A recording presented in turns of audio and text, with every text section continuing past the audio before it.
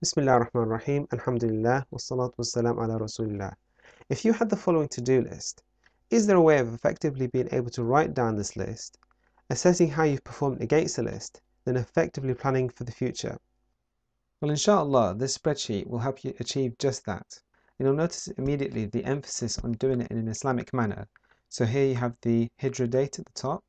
You also have a countdown to the next Islamic event, which in this case happens to be Ramadan with 16 days left. And you have all the prayer times, and the next prayer, or the prayer that is currently in time, is highlighted here, and this will turn red when there is 1 hour left. The first thing to do is to go to this week in the spreadsheet, and you can do that by just clicking on this button here. However, if you wanted to position the column in this area, what you do is you first click on this button, and then you click on this button, and it will position it in a better place for you to review. Now we copy our to-do list into the spreadsheet. So as you can see here, we've copied the to-do list, but we've also put in some extra categories, the category of worship, and then also some subsections to make it easier to review. You could even add additional details in this extra detail section if you wanted to. So for example, you could add additional information here. So you could say, open a text file.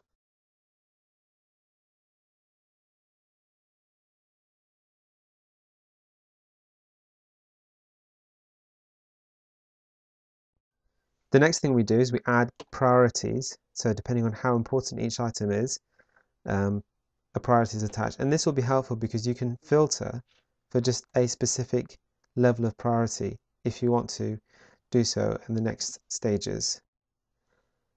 The next thing we do is we add deadlines. So this is where the to-do list can also be your calendar, because you can set dates for events, but also you can set dates for things to do. So someone's wedding could be on this date, and it gives you the number of days left until that event. And if you filtered just for, say, non-blanks here, so just the items that have dates in, this is like your calendar, and you can sort this so that you can have it in order.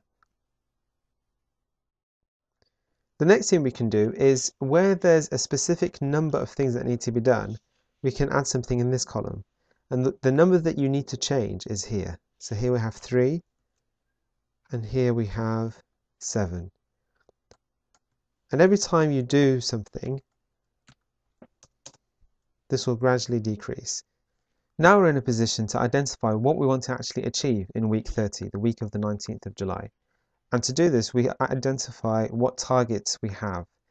And the best way to do this is to identify how much time you want to spend doing each thing. So we can say we want to spend 30 minutes each day of the week, so 7 times in the week, and divided by 60 minutes because these are recorded in hours. So 30 minutes divided by 60 times 7 days in the week will mean that you want to spend 3.5 hours reading the Quran during the week. And you can see the spreadsheet automatically colors in these row here, and it will automatically calculate which week you're in without you having to do anything. Once you fill this out for each of the things, you will have a target of spending 43.5 hours in the week doing things of benefit, things that you've identified here, and even things that you don't want to do. So you don't want to commit any sins, which is the items at the bottom, although these aren't colored in just because of the way the formula works. Now, to assess whether that's a good set of targets for the week, the next thing you can do is you can go to Target Summary. And if you right click here and you go to Refresh, here you will see that it calculates the number of hours you're spending in each area.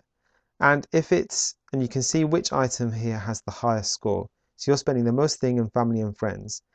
Now, this bottom table will calculate a score according to parameters that you set in here. So for example, if you do more than 12 hours a week of something, you'll get 3 points.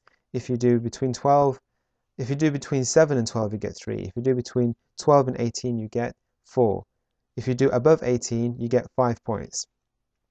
Based on this, you will have scores calculated. And we can see that we are getting a score of 13 this week.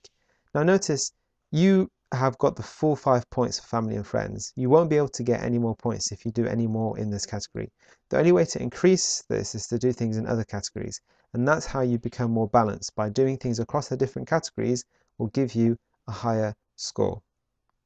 Now, if during the week you realize that there's something else you wanted to add that you didn't have in the spreadsheet, the way to add a row is not to insert, rather, so you don't press insert here.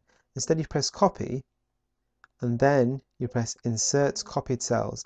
The reason why it's important to do that is only by doing that will you keep hold of all the formulas that have been put in. Now, one thing to notice is that you were able to insert a row, but usually you won't be able to. And the reason why is because this spreadsheet is locked or protected to make sure that certain cells aren't deleted or formulas.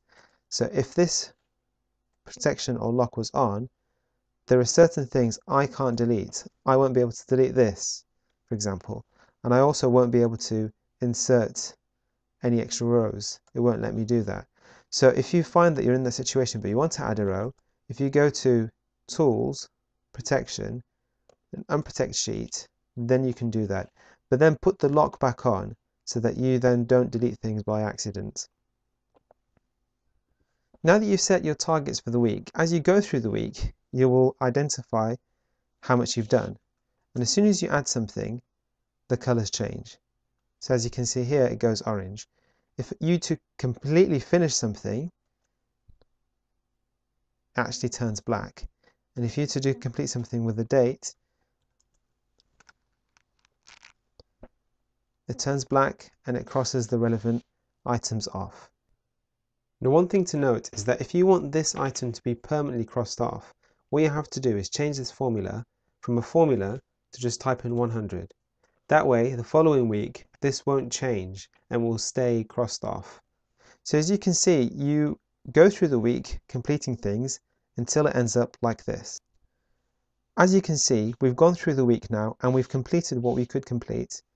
But if you look at the totals at the top, you will see that you've targeted to put 43.5 hours in the week, but you only achieved 11.9 hours, 27% of your target, even though you did 14.7 hours of useful things. So you can see here, 14.7 hours.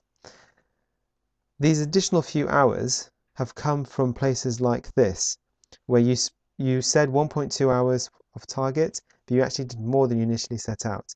And it will also include things that you didn't set as targets. So if I put 3 in here, you will see that it increases this total, but it doesn't increase this total. Now, as the weeks go on, you want to become more focused on achieving the things that you set out to do. And some of the ways to do this is you can set each week, first of all, just focus on the things you've set as targets by filtering this for non-blanks. So anything that's a blank is now being removed, and you just have the targets that you set for this week selected in your spreadsheet. The other thing you can do is you can set a day for each thing that you want to do. Here we can see that we wanted to do this thing every day. So we put in here equals today, open bracket, close bracket. However, if you have a specific date you want to get something done by, put that date. And what the spreadsheet will do is as that day comes, it will color these items in green. And you could say, if you are on Tuesday, just filter for Tuesday and make you very focused for achieving what you want to achieve. The final thing to do is to evaluate how we've performed during the week. And to do this, we can go into the Summary tab, which was similar to the Target Summary, and we can see how we actually performed. So if we go here, right-click, Refresh Data, we can see we set a target of 44 hours in the week. We actually only worked or achieved 18 hours worth, and that's 27% of our target. So not really what we were hoping for. But if we took the total number of hours, even things outside of our target, it would have been 41%. We can see here that we've got a score of 6. Now our target score would have been 13, but as you can see from the bottom here, that because we only did things in 3 categories, worship, mind, and family, although we did quite a large number of hours in these areas, we didn't do enough across different categories to give us a good score.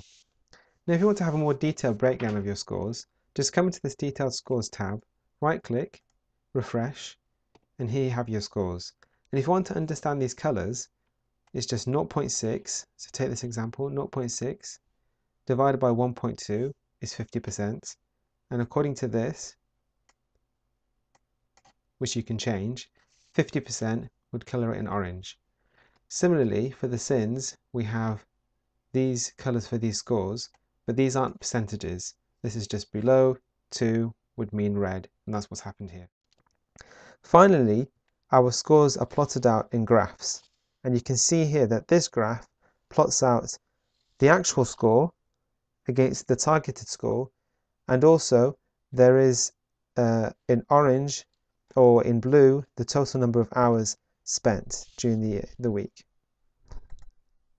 Likewise, there's another formula or graph which plots out the overall percentage as compared to the target percentage that was desired. So that is the spreadsheet, and we pray that this spreadsheet helps us apply better the concept of self-assessment or muhasabah. وصلى الله على سيدنا محمد وعلى آله وصحبه وسلم.